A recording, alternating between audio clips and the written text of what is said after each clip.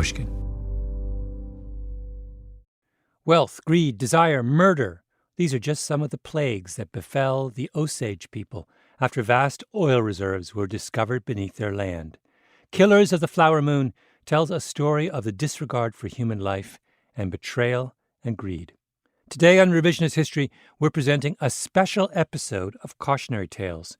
You'll hear the story behind David Grann's book, Killers of the Flower Moon, which has been adapted for the screen by Martin Scorsese and is now exclusively in theaters. Plus, hear about the investigation that began almost 90 years later. Here's the episode. Listen to Cautionary Tales wherever you get your podcasts. This cautionary tale is based on David Grann's book, Killers of the Flower Moon, and produced in association with Apple Original Films. The film of the same title is now exclusively in theatres.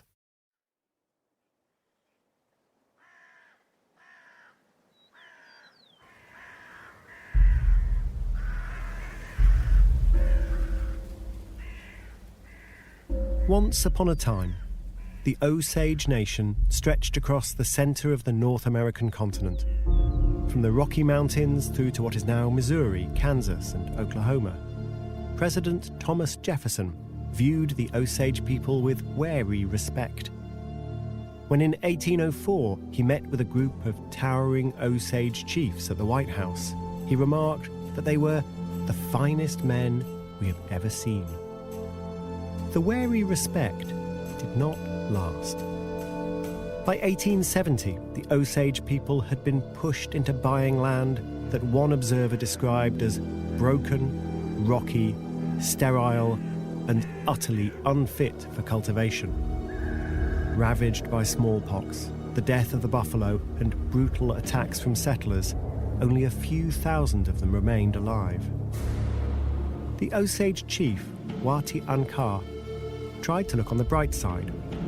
"My people will be happy in this land," he said. "There are many hills here. White man does not like country where there are hills, and he will not come." But the white man did come.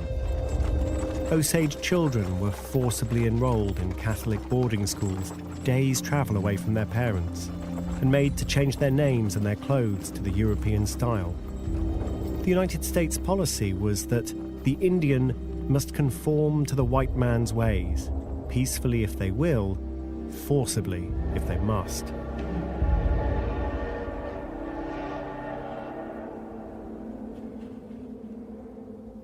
In 1906, the US government wanted to create a new state, Oklahoma, and hand it over to white settlers.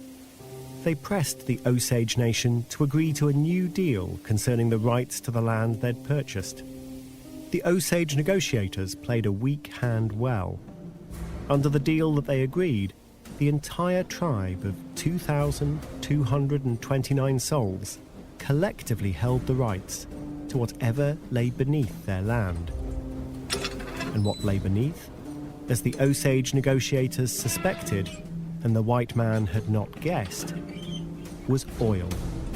Vast reserves of black gold. As the oil started to flow, so did the money. Every quarter, every member of the Osage tribe received a check to reflect the money being paid by the oil men. At first, it was little more than pocket money. Soon, each check for each individual was the equivalent of tens of thousands of dollars in today's money every quarter, and the checks kept growing. Newspapers couldn't get enough of stories about what they called the Red Millionaires. Osage girls dressed in the latest Parisian fashions. Osage cookouts, a circle of expensive automobiles surrounding an open campfire where the bronzed and blanketed owners are cooking meat in the primitive style. Osage elders arriving for a ceremonial dance in a private plane. Luck had finally smiled on the Osage Nation. Or had it? I'm Tim Harford, and you're listening to Cautionary Tales.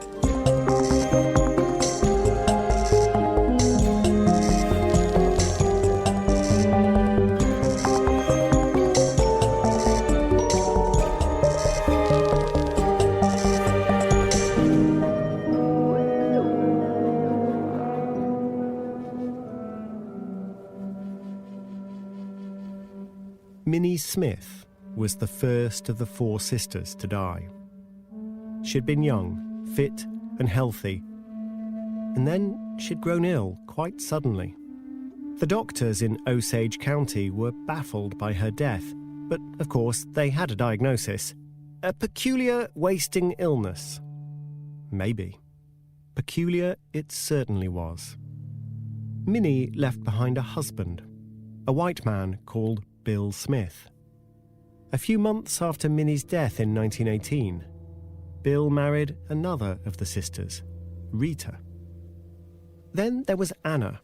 She'd also married a white man, but she'd divorced him, and at the age of 34, she had a habit of disappearing on wild nights of drinking and dancing.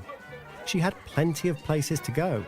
As the oil flowed in Osage County, once modest settlements became bustling towns, full of oil workers, bootleggers and gangsters.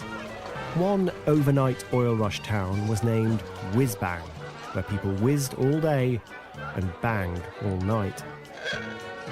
Anna enjoyed such places, but they were risky. She always kept a small pistol in her purse. And then, one night in 1921, she went out partying and didn't come home. Not the first night, not the second, and not the third. Which brings us to sister number 4, Molly. The serious, responsible sister, the one who ended up taking care of all the others and their mother too. In her hunt for her missing sister, Molly could call on perhaps the most influential man in Osage County, her husband's uncle, William Hale, the man they called the King of the Osage Hills. Hale had been a cowboy when he was young. Now he was a bespectacled, 3-piece suit-wearing pillar of the community. Behind his owlish glasses, he remained a formidable character. He was not the kind of man to ask you to do something. He told you, said Molly's husband, Ernest. But although Hale was rich, powerful, and domineering, he was also a reverend and a deputy sheriff, and widely regarded as the most public-spirited man in Osage County. He'd supported local schools and charities before the Osage people struck oil. One doctor said, "I couldn't begin to remember how many sick people have received medical attention at his expense, nor how many hungry mouths have tasted of his bounty." William Hale himself once wrote, "I never had better friends in my life than the Osages." Uncle William was like a guardian angel for Molly's family. If anyone could help Molly find her sister, it would be him.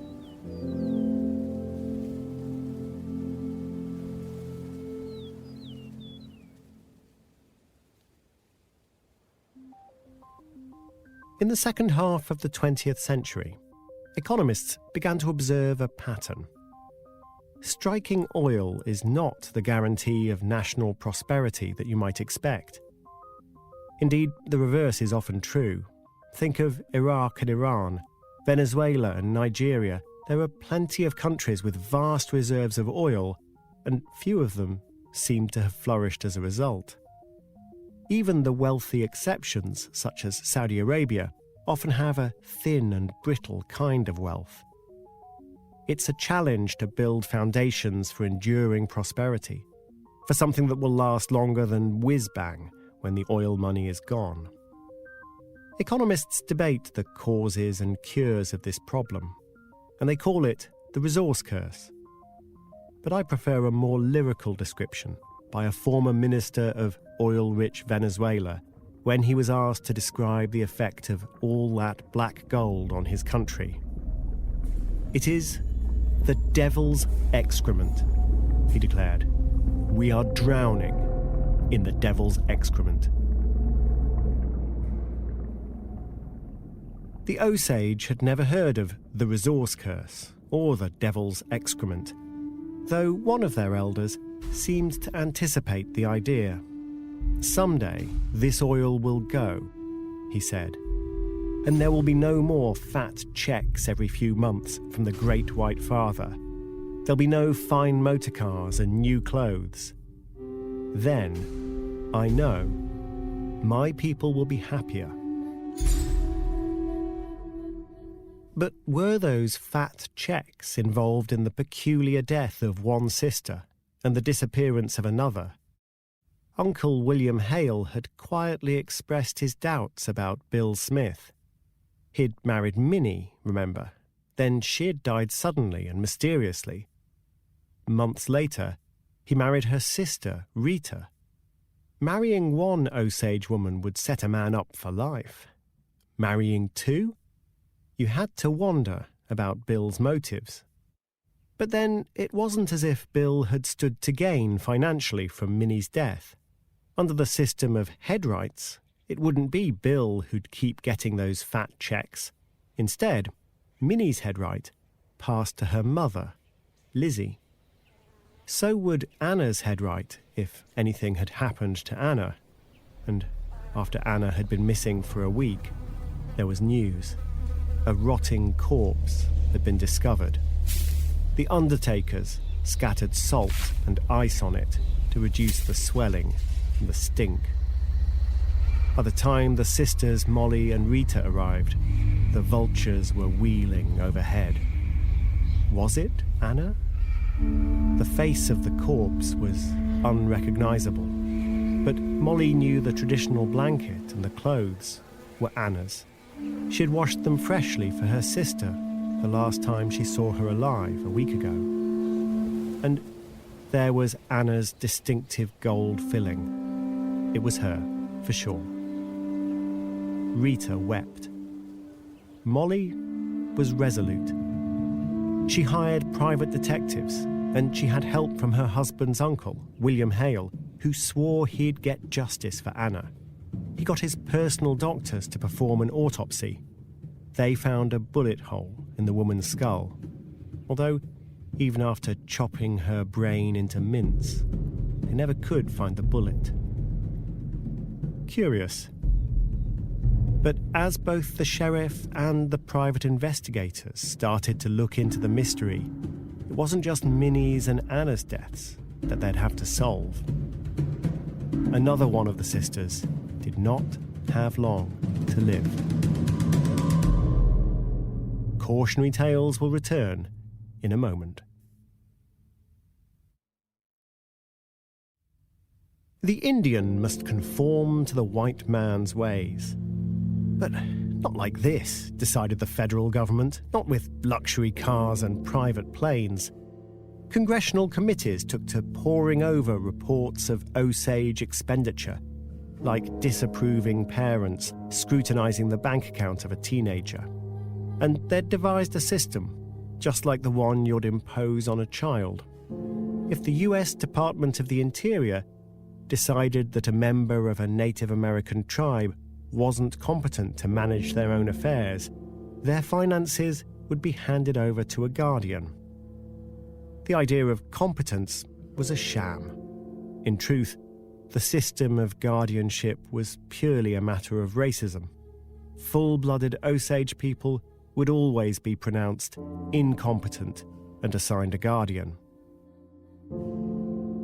Guardianship was supposedly intended to protect Osage people from themselves.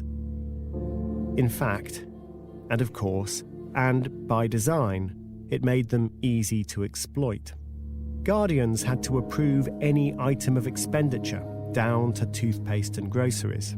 The guardians were the ones writing the checks. And it was the easiest thing in the world for a guardian to steal from their Osage ward. One scam, for example, was for a guardian to buy a car for a couple of $100, then pass it on to their ward for $1,000. Since Osage people were forbidden to have direct control of their own money, they might not have known about the deception. But in any case, they were powerless to do much about it.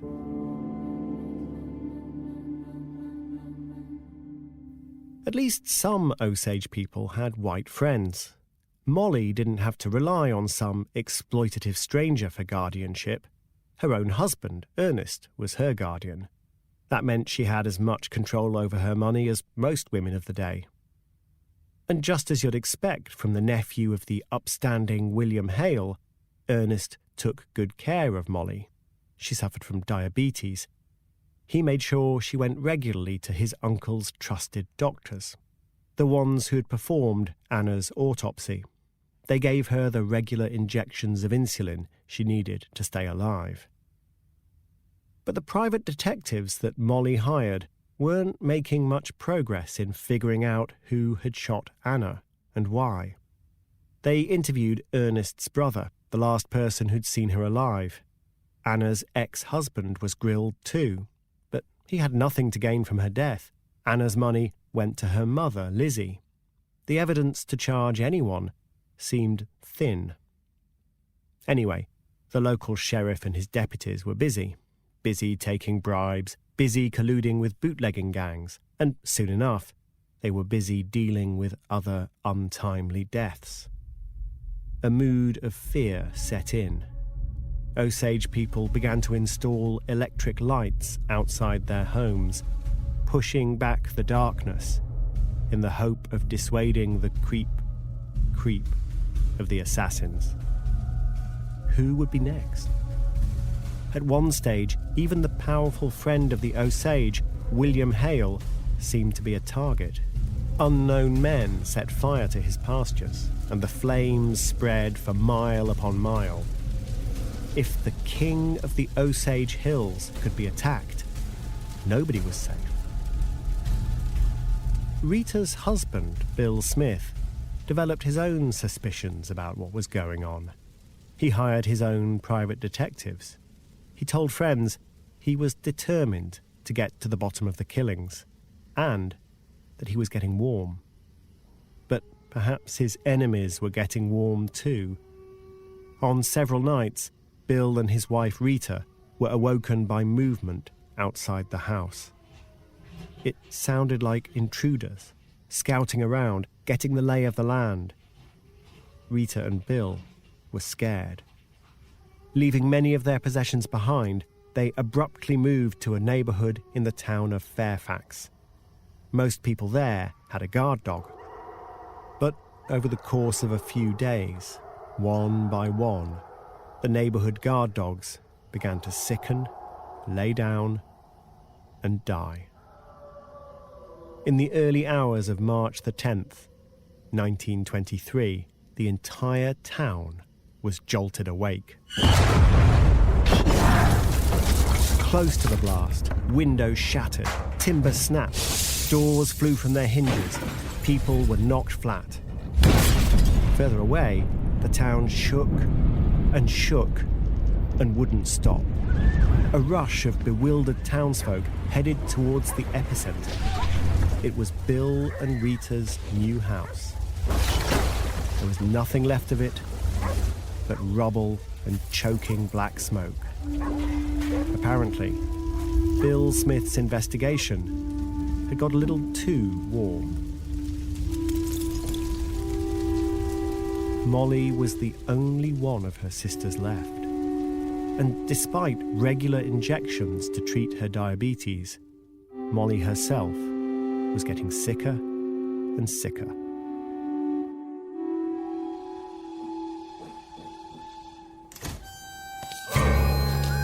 In 1925, a lawman strode into Osage County, Oklahoma. Tom White was a movie caricature of a Western hero. 6'4", square-jawed, incorruptible and fearless. He wore a big cowboy hat even when in the office. The office itself was the Bureau of Investigation at Washington, D.C., a new organization run by an ambitious young man, J. Edgar Hoover. Hoover wanted to make the reputation of his new bureau by solving a high-profile case, a case that had gripped the nation. So, he had sent Tom White to Osage County. The authorities in Oklahoma had made no progress in solving any of the crimes. Neither the deaths of Molly's family, nor around 20 other murders of the Osage and their allies. There were too many possible suspects, too many rumours and stories, and no hard evidence. Witnesses had a tendency to die in strange circumstances. A car crash, bad whiskey, falling down the stairs. When the cowboy-hatted Tom White agreed to go to Osage County, he knew that investigations had been stalled for years, that the local officials were corrupt, and that some previous investigators had been murdered themselves. If he took the job, he'd have a target on his back. It wasn't going to stop him. Tom White summoned a posse of undercover agents to join him in Oklahoma City. The only member of a Native American tribe who worked for the Bureau, John Wren, who was part Ute, several experienced gunslingers who could easily pose as cowboys or rustlers, a former insurance salesman whose cover story was that he was an insurance salesman. More than 20 Osage people had been murdered, along with several other locals. White decided to focus on a few, including the sisters. Anna, who was shot, Rita, whose house exploded. In his book, Killers of the Flower Moon, David Grann describes Tom White's investigation as taking place in a wilderness of mirrors. Evidence inexplicably vanished. Why hadn't the doctors managed to find the bullet in Anna's skull? Useful-looking leads turned out to be deliberate deceptions. One woman initially said Anna had been killed by a jealous wife after fooling around with the husband, but later admitted that a strange white man had come to her house and forced her to sign a fake statement. And Tom White realised something else. Some unknown person in his team was a double agent, leaking the Bureau's internal reports, feeding back everything to the men they were pursuing. Who were those men? After spending the summer of 1925 trying to navigate the wilderness of mirrors, Tom White started to piece together a theory. One of the murdered Osage men had a life insurance policy for $25,000, a huge sum. But rather than naming his wife as a beneficiary, he'd named his wealthy friend, William Hale, the king of the Osage Hills. That seemed strange, although Hale explained to White that the poor man had discovered his wife was having an affair, and Hale had comforted him in his distress. That would explain everything. Then, a woman who lived near Hale's farm told investigators that when Hale's land had been set ablaze, it was by Hale's workers, on Hale's orders. He'd collected $30,000 in insurance money. Hale controlled everything around here, she told the agents. White looked more and more closely at Hale's affairs. Those head rights, the unbelievably lucrative rights to the money from Osage County's oil fields, couldn't be bought or sold. They could only be inherited. Minnie's and Anna's head rights had gone to their mother, Lizzie. Then Lizzie herself had died from a mysterious illness. All of her accumulated head rights went to Molly and her sister Rita. This slow-burning family tragedy started to develop a remorseless logic in Tom White's mind. Even the use of a bomb to murder Rita and her husband Bill, because their will specified that if they died simultaneously, everything would pass to Molly. Molly herself was very ill, despite the close attention she was receiving from William Hale's personal physicians. She hadn't died, not yet. But perhaps the killers weren't in a hurry, since Molly's money was all controlled by her husband, Ernest, a man who was absolutely loyal to his uncle, William Hale. Ernest, it seemed, might be complicit in the plot to murder every member of his wife's family and, presumably, his wife herself.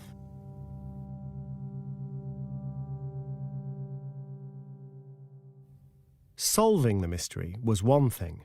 Securing a conviction was quite another. In an Oklahoma court, everyone from the sheriff to the juries would be bought and paid for by William Hale. Even if Tom White could get the case tried in a federal court, would a white jury convict? As one Osage elder commented, the question for them to decide is whether a white man killing an Osage is murder or merely cruelty to animals.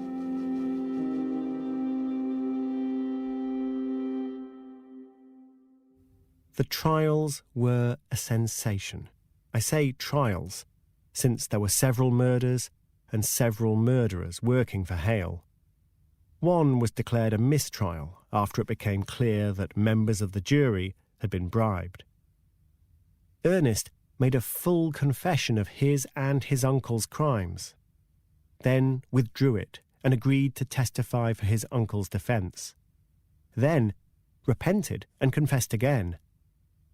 It's hard to know why he changed his mind, but perhaps it was the sight of his wife, Molly, sitting silently in the courtroom, day after day, solemnly watching as it became clear that the man she had loved had conspired to murder every member of her family, including her. Finally, a jury reached a verdict. The clerk read it out. To the charge of first-degree murder, William K. Hale had been found guilty. But the jury ruled out the death penalty that would normally be a foregone conclusion. Hale and others would serve long prison terms for their appalling crimes.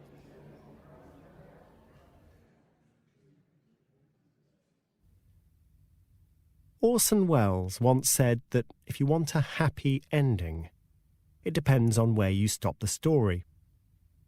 It's tempting to stop the story on November the 17th, 1926. Tom White has gone out on a high, retiring from the Bureau to take a more settled job as the warden of Leavenworth Prison. And he's just learning the ropes of the new job when some new inmates, shackled, pale, and blinking in the sunlight, are walked up the prison driveway by the US Marshals. White recognises the distinctive round face of William K.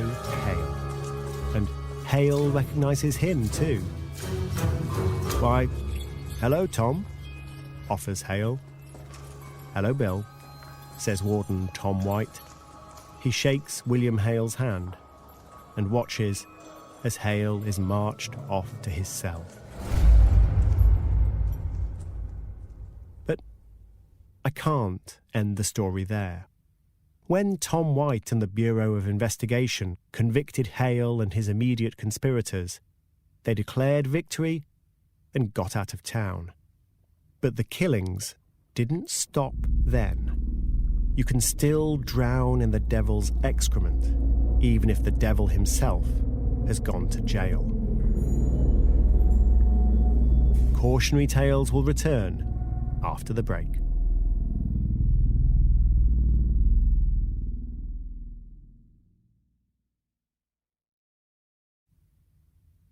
This cautionary tale relies on David Grann's magisterial book, Killers of the Flower Moon.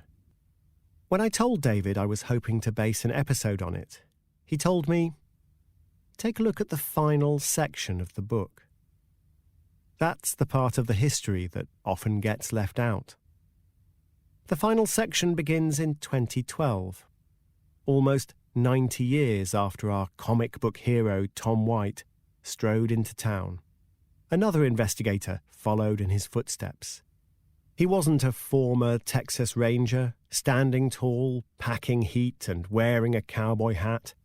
he was a bespectacled writer from New York, David Gran himself. Gran had questions in his mind about the murders, and he wanted to see Osage County, to meet some of the 21st century Osage people. The oil boom ended in the 1930s. The boom towns of the area are depopulated now. Whiz-bang is long gone, the clues that it ever existed covered by grass. There's still a little oil and still a little money for the people with head rights, but not enough to change a life. Or to end it. Under the headright system, some of that money remains in a trust, and some things don't change.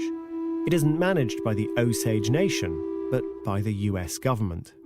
Mismanaged, the Osage say, and their legal struggle over the money continues.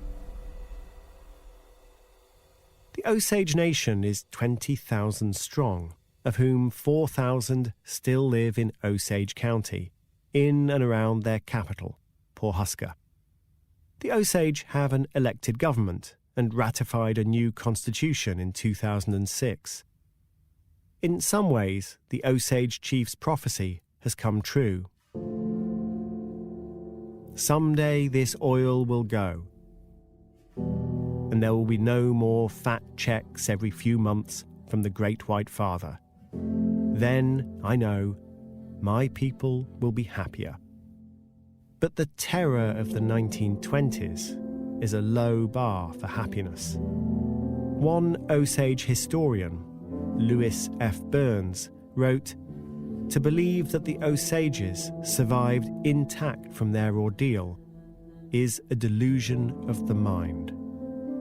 What has been possible to salvage has been saved, and is dearer to our hearts because it survived." But much of what the Osage Nation had now exists only in memory.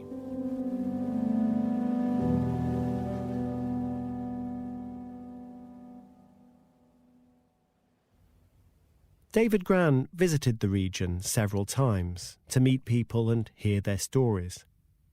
He attended a ceremonial dance, watching the drummers and the singers, the dancers in headdresses stepping together counterclockwise, intensity building.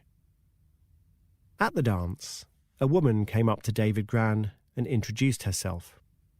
She was in her 50s, wearing a blue dress with long black hair in a ponytail.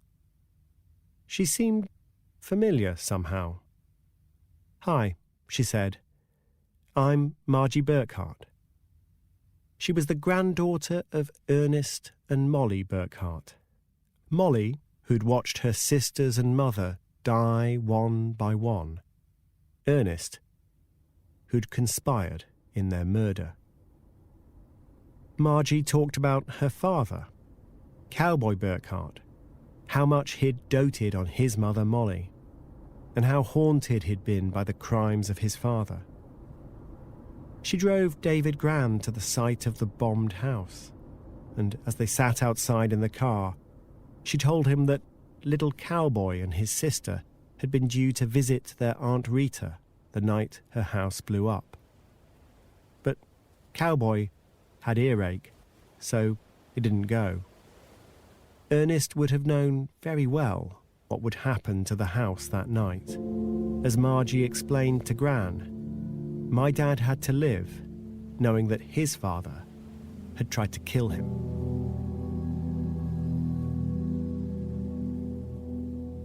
The more often David Gran visited Osage County, and the more stories he heard, the more he came to realize that reality didn't quite squeeze into the neat story of William Hale's murderous plot and Tom White's brilliant investigation. Hale was guilty of organising the murder of Molly Burkhart's family, to be sure, and the Osage haven't forgotten. In the Osage Nation Museum in Pawhuska, there's an expansive group photograph from 1924 depicting many members of the tribe alongside the most influential and admired white locals. A section of the picture has been cut away, the section depicting William Hale. The museum director, Catherine Redcorn, explained to David Gran that it was too painful to show. The devil was standing right there.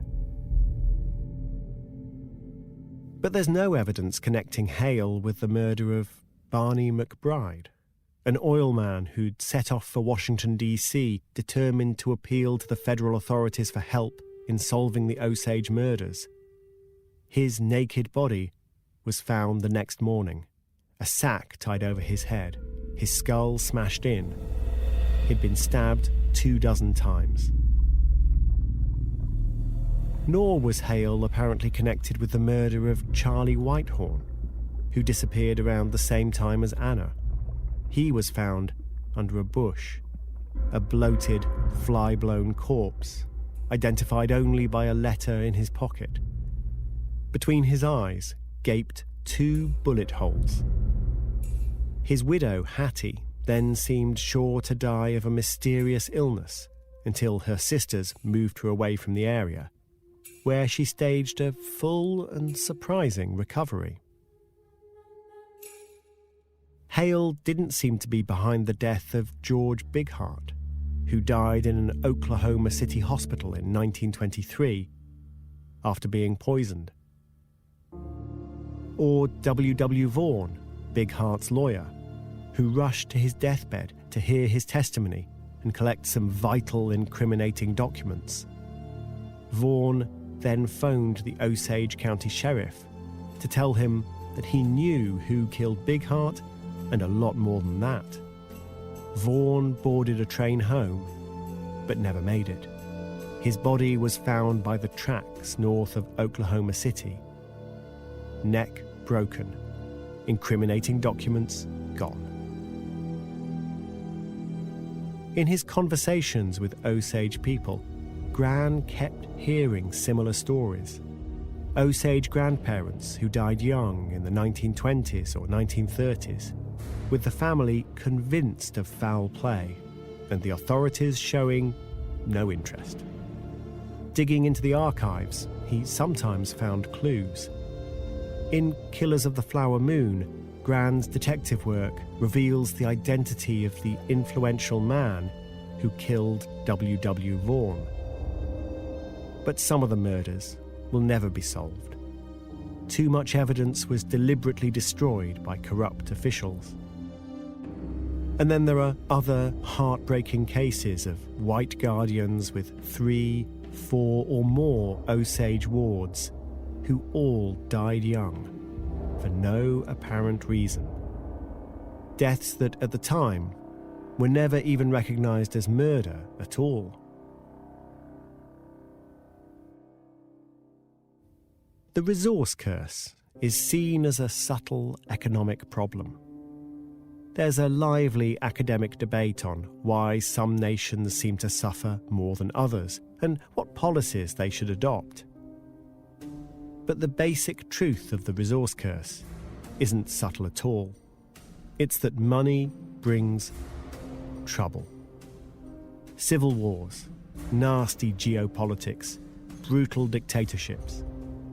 Or, if you're the last remaining 2,229 members of the Osage Nation, suddenly rich and hemmed on all sides by a society with no respect for you at all, it brings murder. The Osage were surrounded by murderers. Those murderers weren't all orchestrated by William Hale. They didn't need to be. They had their own methods and their own motives, and they were protected by a white society that didn't much care about dead rich Indians. Sometimes a conspiracy is so big, you simply can't call it a conspiracy.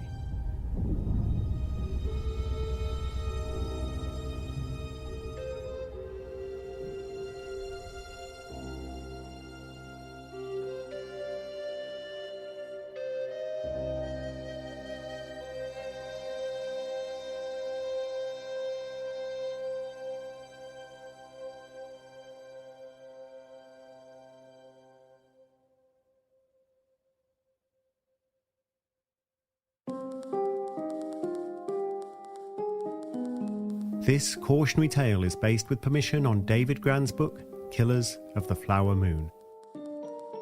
The film of the same title is now in theatres, directed by Martin Scorsese and starring Leonardo DiCaprio, Robert DeNiro and Lily Gladstone.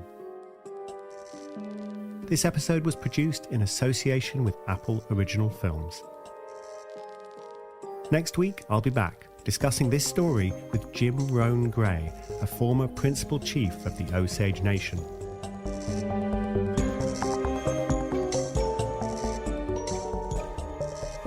Cautionary Tales is written by me, Tim Harford, with Andrew Wright.